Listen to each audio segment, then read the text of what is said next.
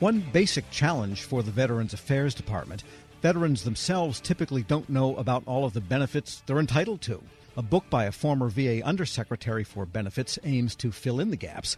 Author Paul Lawrence joins me now in studio. Paul, good to have you in. Hey, great to be with you again, Tom. Well, why do people not know this? I mean, we see this all the time. Yeah, well, it's sad. It's often hard.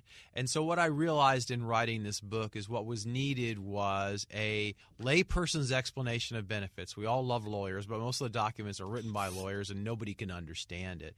And then you need an explanation of all the benefits in one place. So that's what the book has. Easy to read, how you access your benefits, what they are, and then they're all in one place so you don't have to go, oh, another benefit, I got to go find another resource. So that's the book. And do you cover the health side as well as the benefit side? Not so much. It focuses on the benefits, but the benefits enable you to get health care. But the benefits, I mean, there's 8 of them. They're very complex, and they're really the bulk of the VA budget. So it's important veterans know what they are, especially as they think about life after military. These can really help you thrive, pursue your American dream. So it's really important they know what they've earned. Yes, and I guess the question begins with, does the military do a good job of, I mean, they have programs. Certainly it's not for lack of trying, but how effective do you think they are in preparing outgoing members, especially at the lower ranks, the people that may not have 25 years of service as an officer and so on?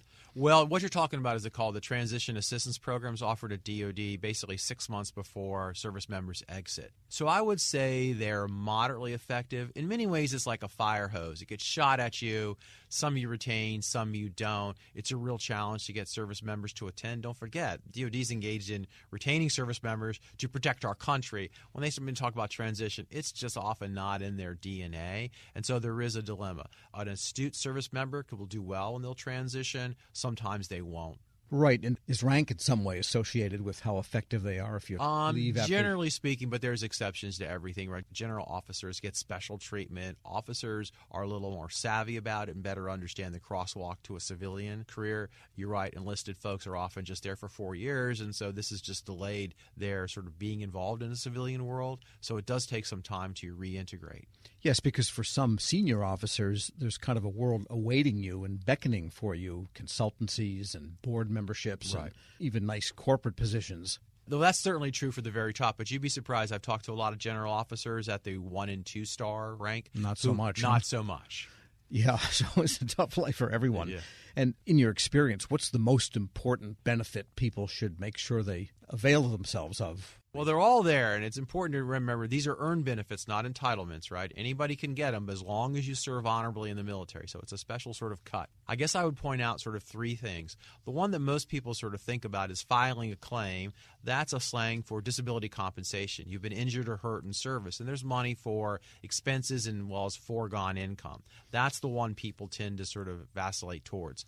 The other thing, of course, though, is the GI Bill, essentially a free ride at a state university if you serve honorably for 3 years, right? And, of course, now with education, there's credentials and certificates that really can help you. And, of course, the ability to purchase a home with no money down, the home loan guarantee. This is wealth changing, right? The home is generally our largest, most valuable asset in our portfolio. And a lot of veterans use the equity in their home to start a business. So I point to those 3, but there are many, many more benefits. We're speaking with Paul Lawrence. He's former Veterans Affairs Undersecretary for Benefits and author of Veterans Benefits for You, a paperback book. And it can get complicated, like dependency indemnity compensation payment. Right. That already, starts to, what the heck is all that? You really picked on an important one. That's really important. That's a long word, sometimes it's referred to as DIC, that basically provides benefits to a service member's family if something happened to him while in service or as a veteran because of something you were service connected for, right? So you develop cancer while you're in Vietnam or in the Mideast. You pass from that, your family receives benefits. So that's a very important benefit. And I always tell veterans, don't just think about benefits for you. Hey, I'm fine. I don't need anything. Think about it for your family in the event something happens to you. And you mentioned hidden benefits you did not know about. What are some of the hidden benefits? Well, here's one. if you fall on hard times, you can receive what's called the Veterans Pension. Pension sounds like retirement, but basically it's a needs-based payment if your assets fall below a certain level. And the level is only $150,000, which seems like a lot of money, but when they do this counting, they exempt your home, they exempt your car, and very quickly you can realize this isn't a lot of money once you take these out. And so you think about homeless veterans, this is how you get them some money to get them out of homelessness. But more importantly, Tom, perhaps there's somebody in your family, the extended uncle, the neighbor who you wonder, how can they stay there in their home? This can really help those folks. And what's your sense of how well VA has handled some of the congressional mandates of recent years? Burn pit victims, blue water, napalm, and so on, fairly recently added. Right. So I was there when the Blue Water Navy law was passed, so I got to implement that. So I can tell you that was implemented on time and as the law required.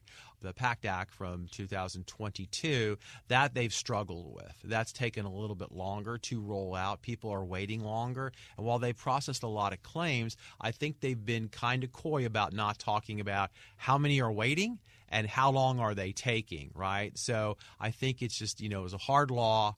I'm surprised they didn't learn from the Blue Water Navy experience to be prepared more, because my thinking is promising veterans benefits is not the same as delivering them. And if you really want the organization to have a high trust factor, you actually have to do what you say. So I think there's been a lot of learning at veterans' expense. And there's also been a initiative on several fronts to make it easier for people to, say, upgrade their discharge status if they were not honorably discharged, and thinking of ways to give at least partial benefits, partial health care coverage to people that are less than honorable, and retrospectively changing that.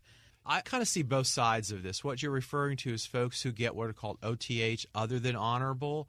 And so you sort of imagine, okay, might that just have been just a very difficult experience? So, for example, the classic example was person serves honorably, comes home one night, learns his wife wants to divorce him, gets drunk, gets a DUI, and gets in trouble and gets an OTH. And you go, well, most of the service was fine. One incident, okay.